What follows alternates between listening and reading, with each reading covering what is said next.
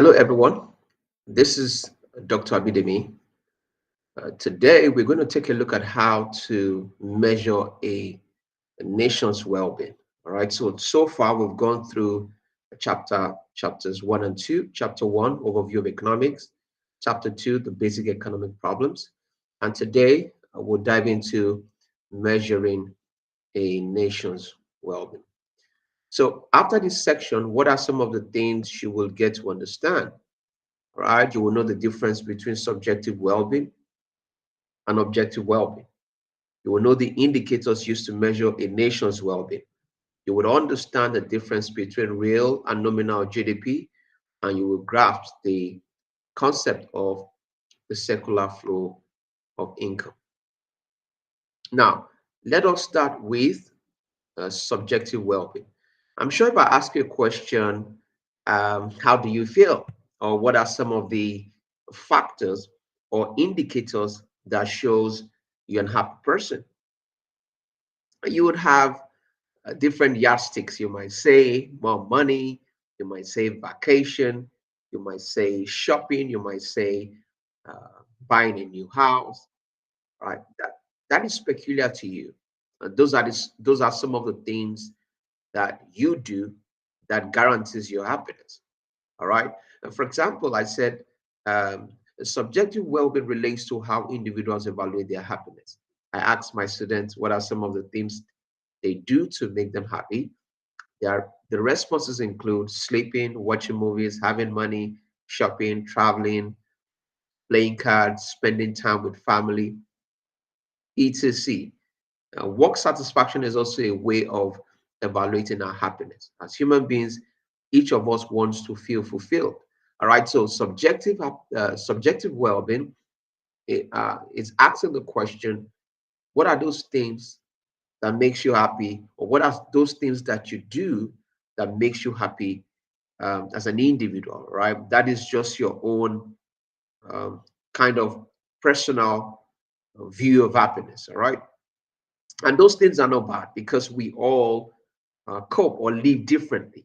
Okay, what makes me happy does not necessarily make you happy, and that's what makes us different. What about objective well-being? Okay, so subjective well-being relates to the things that you do that makes you happy. Because when I say the things that you do should be things that does not put harm to you or put harm to someone else. All right. What about objective well-being? Now, when we talk about objective well-being, this time around, we are taking a look at what are the yardsticks or indicators that we can use to measure a nation's well-being. We want to see how well a nation is doing. It's very important for us because if a nation is doing well, maybe in terms of GDP size, in terms of GDP per capita, in terms of income level, in terms of having the best of all infrastructures, in terms of having the best of all quality institutions, those indicators can reflect on how individuals in those countries are living. All right. So we need to know uh, the collective, let me use the word, the collective well-being of a nation, or we want to know if a nation or if a country is doing well. All right, here I says objective well-being relates to indicators to measure, used to evaluate or measure a nation's well-being, which includes the level and quality of education, how much goods and services the country produces, poverty level, life expectancy. Some of the major indicators used to measure well-being of a country are the gross domestic product, gross national product or gross national income, net national product, national income, personal income, and personal disposable income. So these are some of the indicators we use to measure a nation's well-being. Sorry. Okay. So we're going to start with GDP. Of course, we can also, assuming we're talking about economic development, we might, rather than just focusing on GDP, we might decide to say, okay, let's look at the life expectancy level. Let's take a look at a huge level of human capital. There's so many yardsticks we could use. But this time around, in macroeconomics, we are going to be focusing on some of the quantifiable indicators. All right. And we're going to start with GDP. GDP is known as one of the most um, widely used measure that we use in measuring a nation's well-being. All right. So what is GDP? GDP is the total monetary value of all goods and services produced within a country in a given period of time. GDP is the total monetary or market value of all goods and services produced within a country in a given period of time.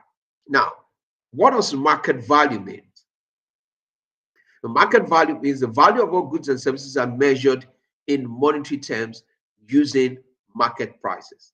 The market prices measure the amount people are willing to pay for different goods and services. All right. So for us to be able to measure the goods and services produced in the country, we've got to attach, we have to attach a number to it, or we have to attach a, a measuring yardstick to it. And so to be able to measure those goods and services that have been produced, therefore, there's a price attached to every good. And so I said market prices measure the amount people are willing to pay for different goods and services. Okay? So the monetary value relates to having price attached to those goods and services so that we can measure them. All right? We have to be able to measure them. We have to be able to put a value to them. Okay? Of all. Now let's take a look at of all. Of all refers to legal goods and services. Illegal goods and services are not included in the calculation of GDP. So I asked my students the question, why do we not include illegal goods and services in the calculation of the GDP? I mean, some of them said, okay, because they are illegal, and which is true. Aside being because they are illegal, if you include illegal goods and services in the calculation of the GDP, what that means is that you are telling people, you are encouraging people that it is accepted. You don't want that for your economy in such a way that you are doing things that can put harm in your country. You don't want to harm your people. You don't want to harm the population. All right. So we do not include illegal goods and services in the calculation of the GDP. And you can think of those types of illegal goods and services we do not include in the calculation of the GDP. I think there are numerous of them. You could take that on your own and find out those illegal things.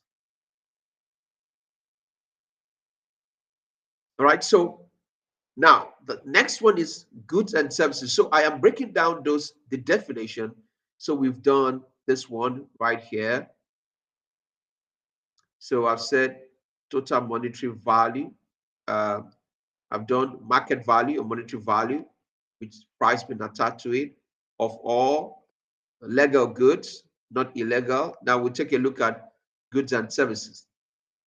Okay, goods which are tangible. Tangible is something we can hold, something we can see with our bare eyes, such as shoes, clothing, phones, etc. And services which are intangible, we can't see with our bare eyes, such as doctor's visits, financial, maybe financial services, teaching services, airports, house cleaning are all included in the calculation of the GDP. Okay. Now, produced. Okay. So GDP entails goods and services that are currently produced. All right. So we are taking a look. So for each year, if you take a look at the data for each country, GDP data for each country, you would always see a current GDP.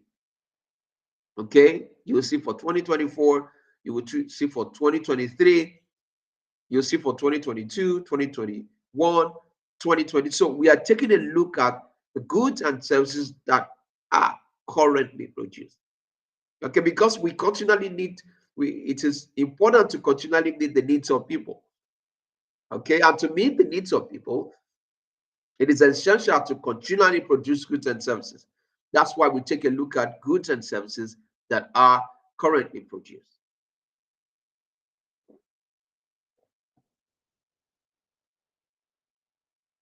Now, within a country, GDP examines the value of production within a country. It examines the income earned by nationals and foreign nationals within a country. Okay? For example, if a Nigerian citizen goes to the United States to work, his or her name will be part of the GDP of the United States. In a given period of time, GDP can be calculated quarterly, say every 3 months, or we refer to it as quarterly GDP data, or yearly, we refer to it as annual GDP data. So that is clear. GDP refers to total monetary or market value of all goods and services produced in a country during a given period of time. Okay.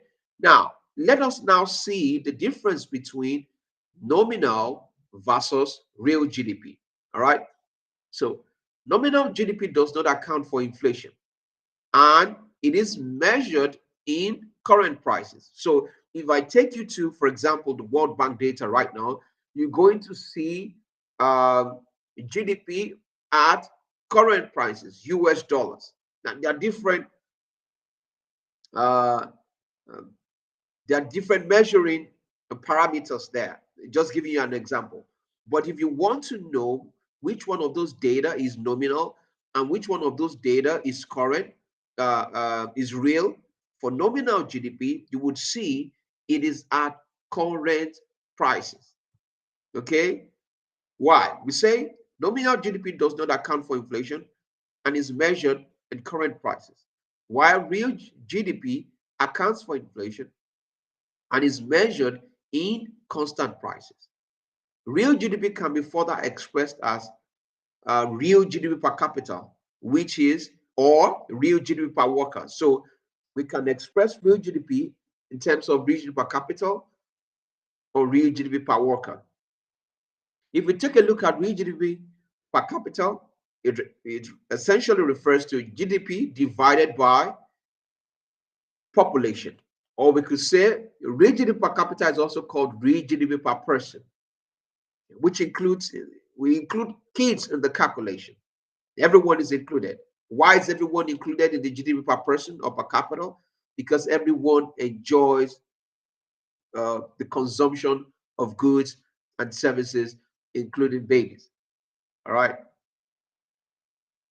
So it's important to be able to see the productivity per person. Okay.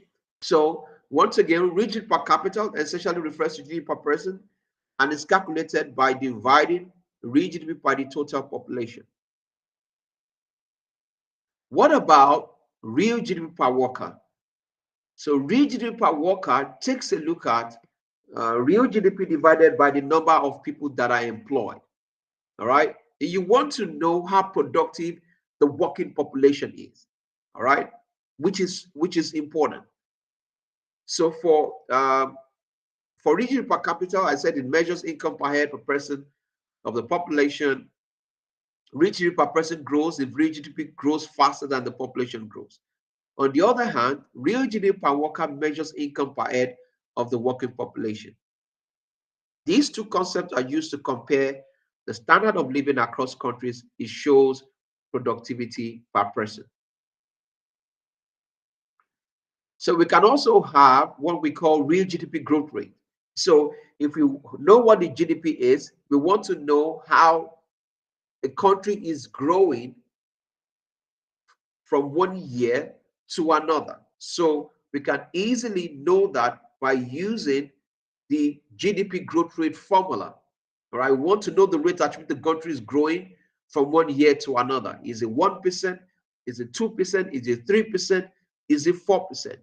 And the real GDP growth rate measures how much a country's economy is growing after accounting for inflation. That is real GDP in current period minus real GDP in previous period divided by real GDP in previous period multiplied by 100. Okay. When we calculate nominal real GDP and GDP deflator, we're going to take a look at, we're going to see how we calculate the real GDP growth rate. Now, what about green GDP?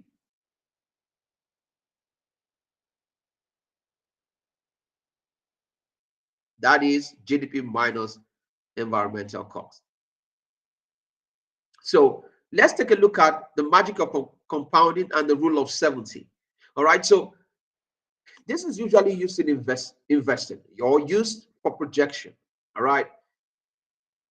So if I ask you a question like, if a country has a GDP, present GDP of, let's say, 10 billion, just an hypothetical example, and we want to know how long are we going to take to arrive at 20 billion? When will that country double its GDP size?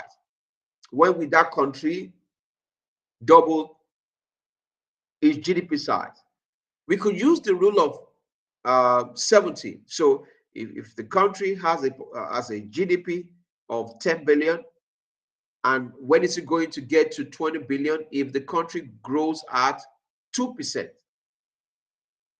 If the country goes at 2%. So what just needs to be done is just to divide, for example, 70 by 2, right? So you're going to get 35 years.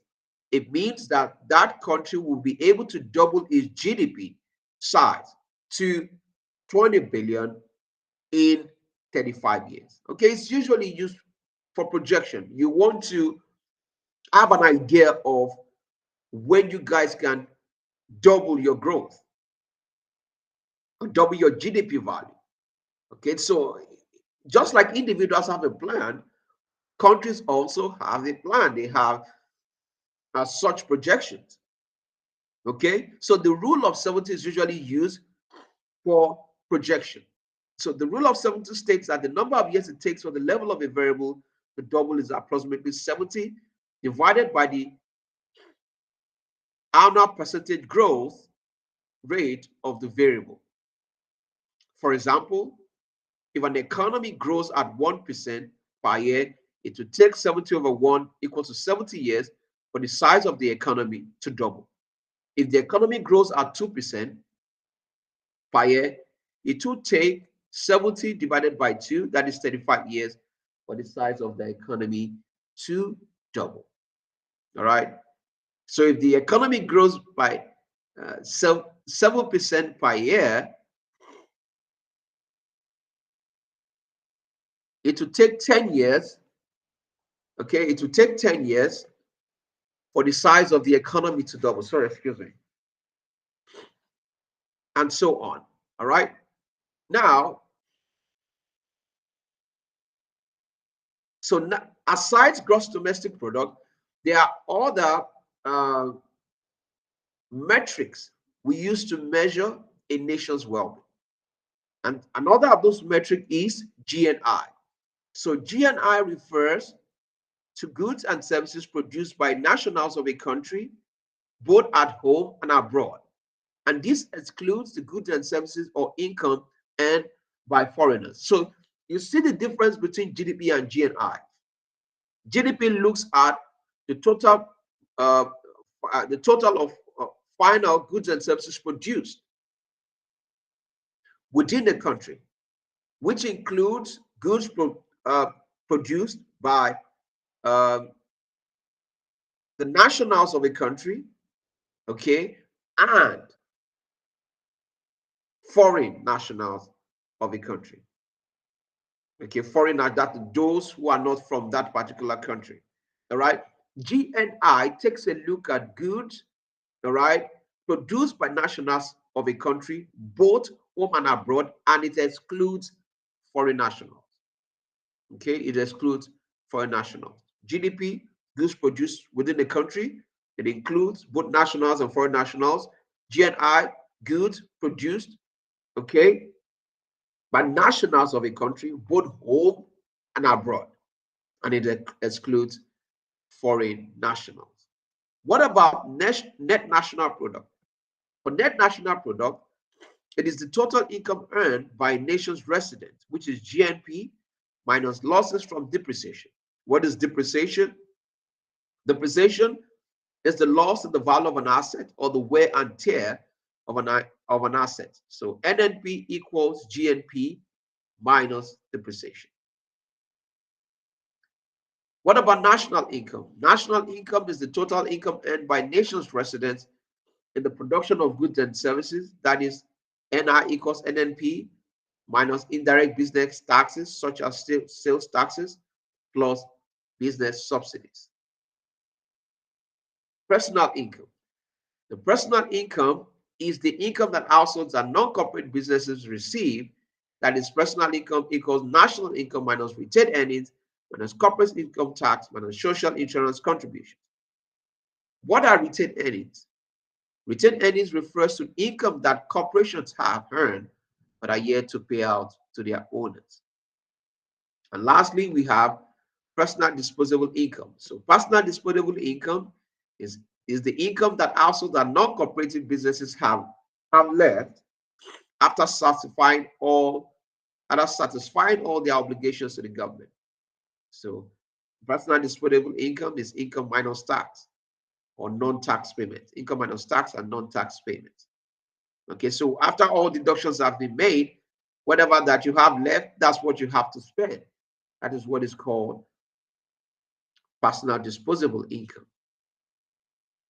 Now, although the various measures of income differ in detail, they usually tell the same story about economic conditions. When GDP is growing rapidly, these other measures of income are usually growing rapidly. When GDP is falling, these other measures are usually falling as well. Okay, so is that clear? Now, let's move to the component of GDP, or we sometimes refer to it as the Keynesian equation. All right, where economic activities are driven by aggregate demand. So Y could be GDP, Y could be output, Y could be aggregate expenditure. Okay. All right, so the components of the GDP is C plus I plus G plus X minus M, or NX, or Y equals C plus I plus G minus NX, plus NX. NX is net exports. So it's either you write X minus M or you write NX, okay? They do mean the same thing. The net export is export minus import. So Y equals GDP, C is consumption, G is government expenditure, and NX is net export, which is exports minus imports. In this components of GDP, the variable or the indicator right here that has that is the largest component is consumption, because all the things we do, all the things government do, all the things businesses do, export, import, it's about meeting consumer needs. All right, it's about meeting consumer needs. So in this GDP component, the largest component is consumption. It's consumption that drives every other thing. It's consumption that drives government expenditure. It's consumption that drives export. It's consumption that drives import. It's consumption that drives business spending on investments. Okay? So the consumption is the largest component of the GDP right here. So consumption refers to the spending by individuals or households on goods and services. It is largely driven by income, meaning the more money you earn, the higher the tendency to consume more goods and services. This means that there is a positive relationship between income and consumption. This corresponds to the psychological law of consumption according to Keynes. It is important to state that an increase in income does not lead to a rise in consumption for all goods such as inferior goods. In addition, consumption is the largest component of the GDP. Some scholars believe that consumption by household does not include the purchases of new houses. Okay, they believe it's a long-term asset. Okay, let's take a look at the investment. Investment is sometimes referred to as business spending. Investments are made by firms and are driven by income and interest rate. Income has a positive relationship with investment, while interest rate has a negative relationship with investment. Meaning that, for example, if a company's income or revenue or profit increases, of course, that firm would spend more or invest more or expand its business or have more warehouses or have more locations or stock up their shops, right? But if interest rate is high, businesses would not like to go and borrow because the cost of borrowing will be too high for them. Okay? So investment refers to the purchase of inputs such as machinery, building, equipment, and technology that are used in the process of production to produce other goods and services. The purchase of new houses by household is referred to an investment because it's a long-term asset. What about government expenditure? Government expenditure refers to the spending of the government, both local and national. The spending of the government, both local and national. Sorry, excuse me. All right. So government spending also entails transfer payments. And transfer payments are payments made by the government that do not involve the exchange of goods and services. For example, when the government pays social security of the elderly, unemployment benefits, or pays salaries of the army generals, it is known as transfer payment. Let's take a look at net exports. Measures the value of imports and export. If imports are greater than export, then we could call this trade deficit. If exports are greater than import, it is called a trade surplus. If import equals export, it is known as a trade balance or balanced trade.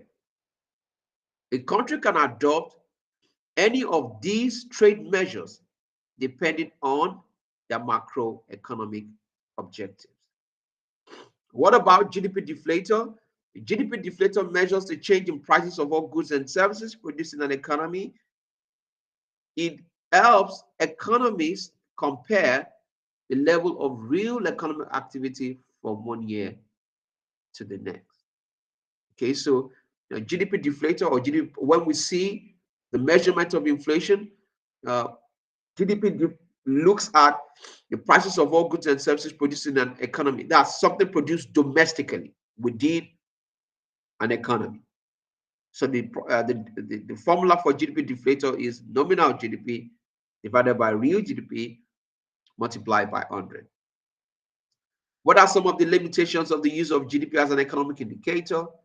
It does not really account for leisure. I said the loss of reduced leisure would offset the gain from producing and consuming a greater quantity of goods and services. It does not account for those who work at home or do volunteer work. Work at home are people who take care of their kids, for example. You don't include them in the calculation of the GDP because there is no mathematical metric or number attached to, they are not paid for such services. Okay. If I stay back to take care of my family, of my kids, how would you measure that? All right. So she said GDP excludes activities that take place outside the market. It omits the value of goods and services that are produced at home. A mother and father staying at home to look after their kids. It is essential to state that volunteer work or those who stay at home to raise their families contribute to the well-being of the society. A lot. Okay. You stay at home to look after your kids, to give them, to teach them the necessary values, to make them responsible within the society. You've done well. Income distribution. While GDP measures the total economic output of a country, it does not tell us how wealth is distributed among individuals or social groups. Four, externalities. GDP does not account for externalities. It does not account for social or environmental costs and benefits that result from economic activity, such as production and consumption.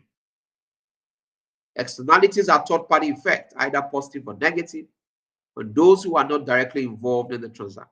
For example, if you smoke, it has a third-party effect. If you go to school, it has a third-party effect. So whatever you do has a third-party effect. The thing is that it might come in a negative form or it might come in a positive form. All right.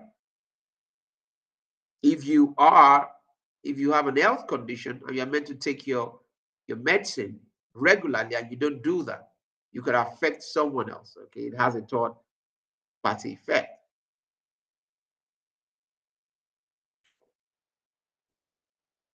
Now, let us examine how we can calculate uh, real GDP, nominal GDP, and GDP deflator or GDP price deflator. Now, in an hypothetical example, all right, we want to calculate the real GDP, nominal, and GDP deflator. So let's take a look at this. So we are going to take a look at apples and we want to see if from nominal GDP, we want to see the real GDP of apples combined with potatoes. Okay, you remember what GDP is? Total monetary value of all final goods and services, or of all goods and services produced in a country, within a country in a given period of time. So we are going to be adding, yes, we are going to be adding that of apples and potatoes. And we want to see the nominal GDP and know if the production of, for let's say, of apples have grown through these years. Apples and potatoes combined have grown through the years. Okay, so you have the price of apples. Yes, you have the price of, this one should be price of potatoes. Yeah, put tomatoes. It's not tomatoes. Whether you say tomatoes or potatoes, let's use potatoes. It should be potatoes. Potatoes. Potatoes. So it's potatoes.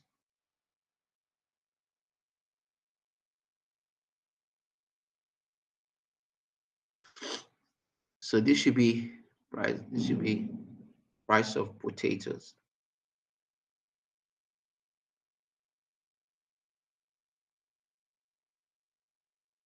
All right. So you have price of apples.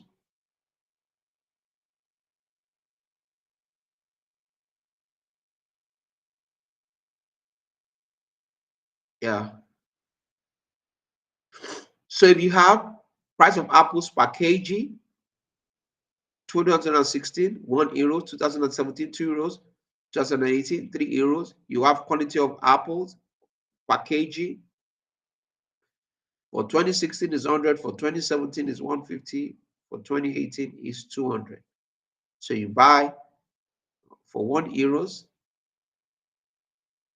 if you buy kg, that's 100. For 2016, 2017 is 150. For 2018 is 200. Yeah. Do the same thing for potatoes. Okay. Prices of potatoes per kg. Okay.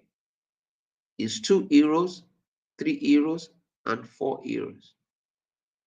And quantity of potatoes in terms of kg, you bought 50, you bought 100, or they produced 100, and they produced 150. Okay.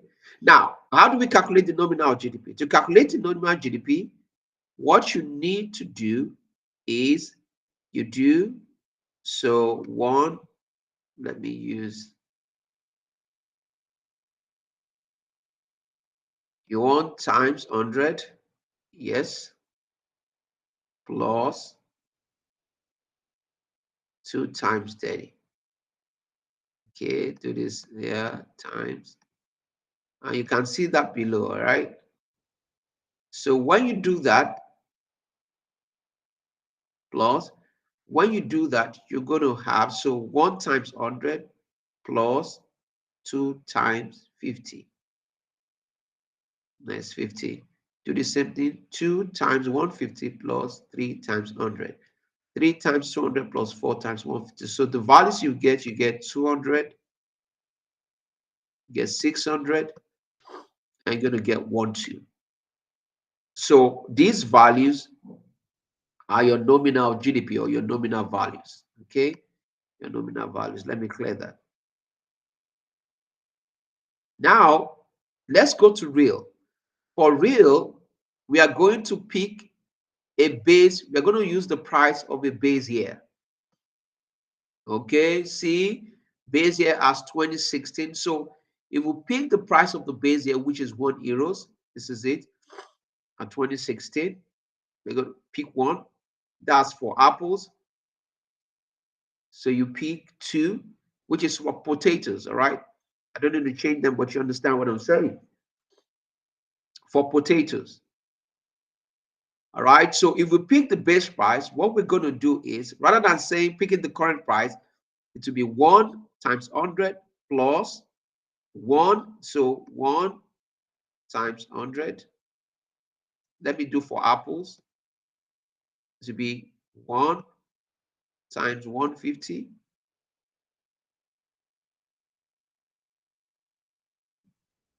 And it will be, what's the last one? 1 times 200. Okay, you see it here.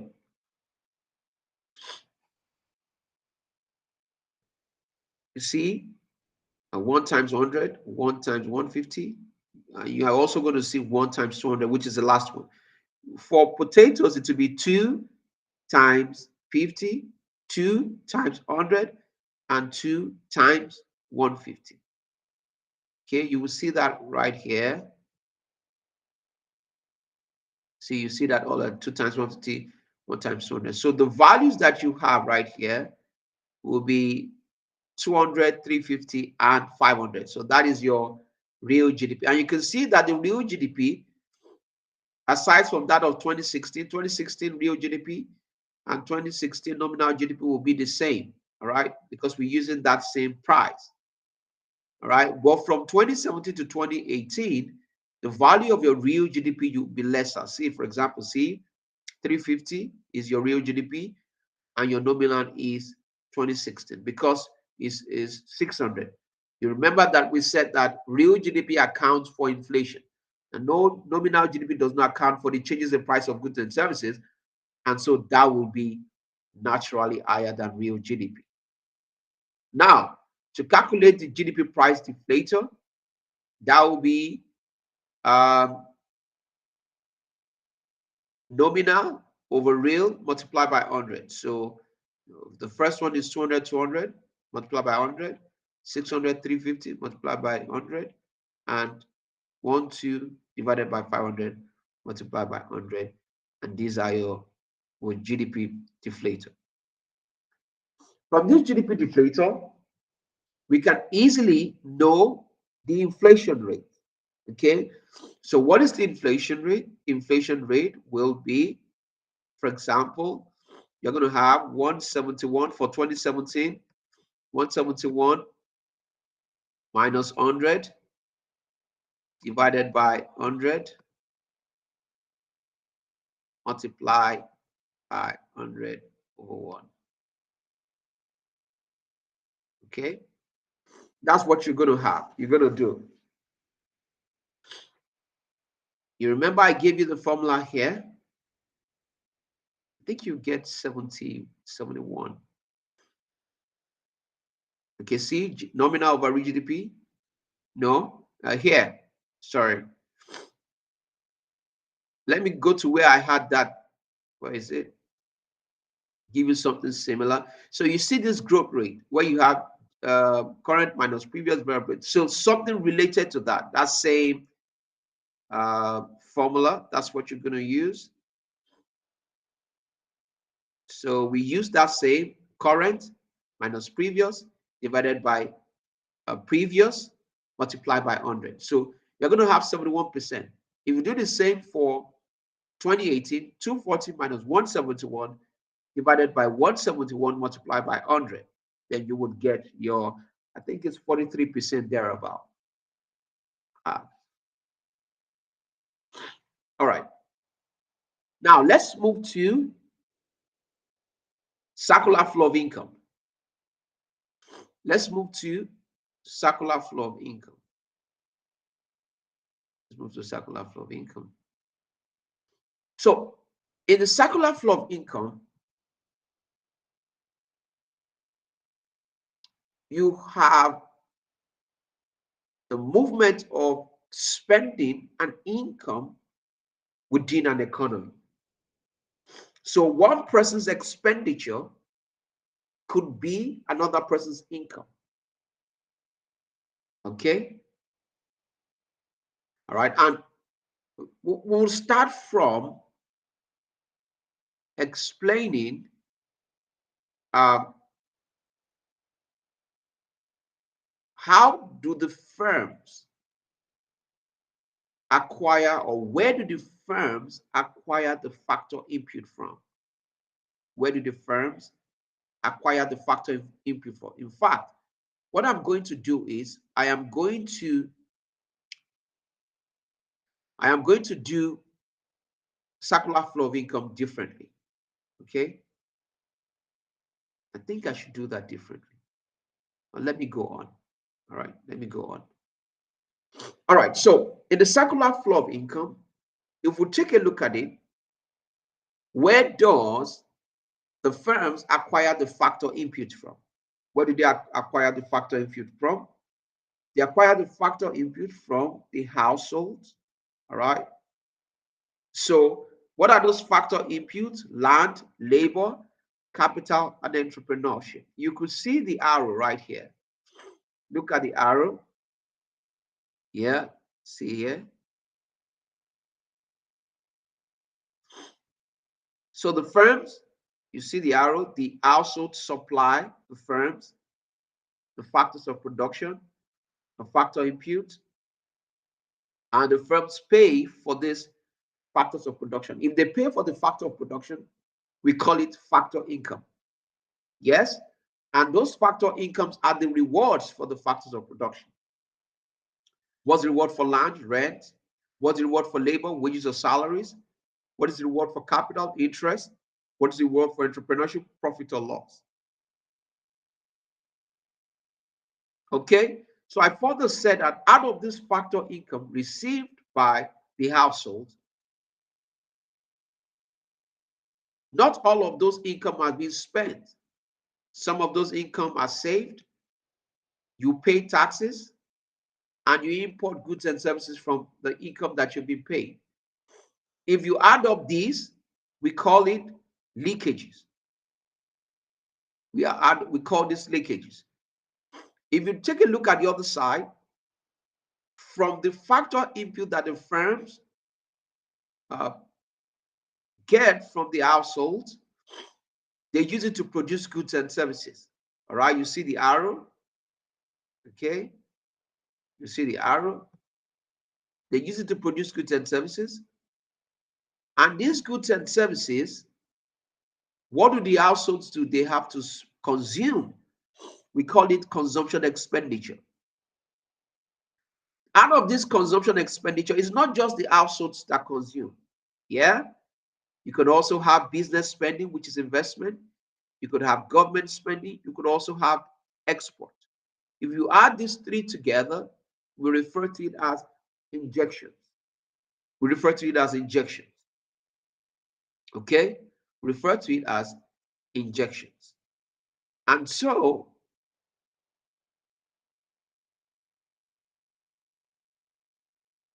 if you compare injections and leakages or withdrawals, If injections is greater than leakages, then you could say the economy is growing. If injections is less than leakages, you could say that the economy is not growing, meaning the economy is declining. If you say that injections equals to leakages, then we call it macroeconomic equilibrium. It's a macroeconomic equilibrium. And also, how can we calculate GDP? Or what are the methods of calculating GDP? The method of calculating GDP is expenditure approach, which is number one, goods and services, income approach, which is the factor income, and where's number three, an output. No, number one is output, number two is income, and number three is expenditure. Okay, output approach, expenditure approach, and income approach. So number one is output, which relates to goods and services, income approach, and expenditure approach. All right. So if you take a look at it here, I've explained that. I said the circular flow of income shows how income moves around in an economy. The household supplies the factors of production to the firms, and the firms in turn pay for these factors. These payments are regarded as the rewards of factors of production.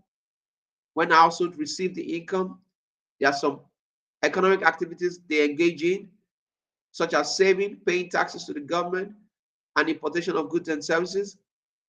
These activities are known as leakages or withdrawals. On the other hand, firms use this factor input to produce goods and services that the household and other economic units will purchase. As a result, this production by firm, there will be a business spending, otherwise known as investment, government spending, and exports, and they are known as injections. If leakages are greater than injections, the economy is not growing. If injections are greater than leakages, then there is economic growth. And if injections are equal to leakages, there is macroeconomic equilibrium. So those methods of calculating GDP I talked to you about, output method, income method, and expenditure method. So I said these three methods will always be equal to each other. That is, output equals income equals expenditure whenever a transaction takes place. I hope I've been able to explain a little. All right.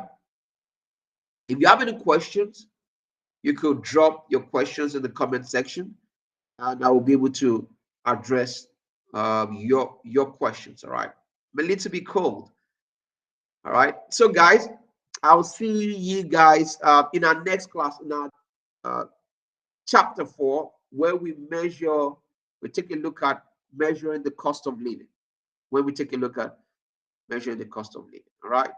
See you and bye bye.